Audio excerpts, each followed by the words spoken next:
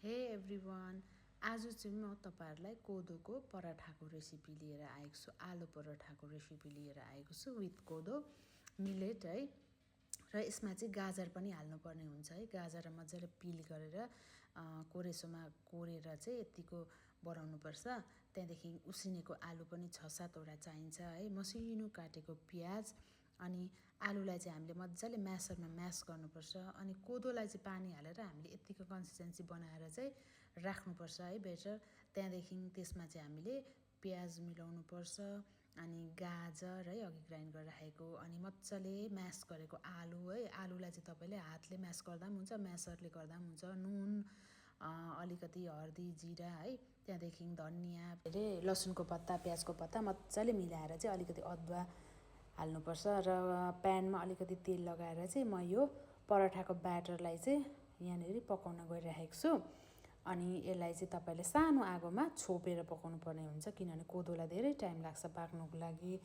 अनि यो चाहिँ डिनर टाइमको लागि एकदमै बेस्ट हो। यो चाहिँ हामीले बेसी एउटा आधीदेखि त बेसी खानु पनि सकिनँ मैले त।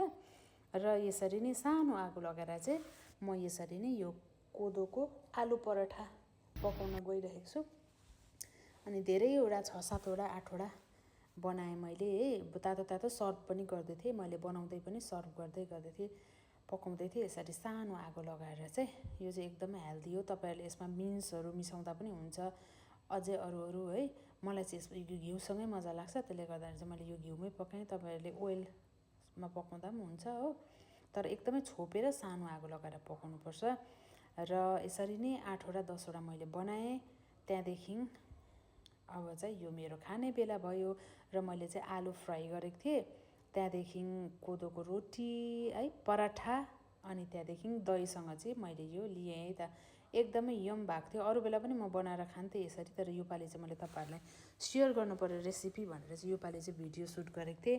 नभए चाहिँ अरू बेला पनि हामीले धेरैचोटि यसरी पकाएर खाएका थियौँ।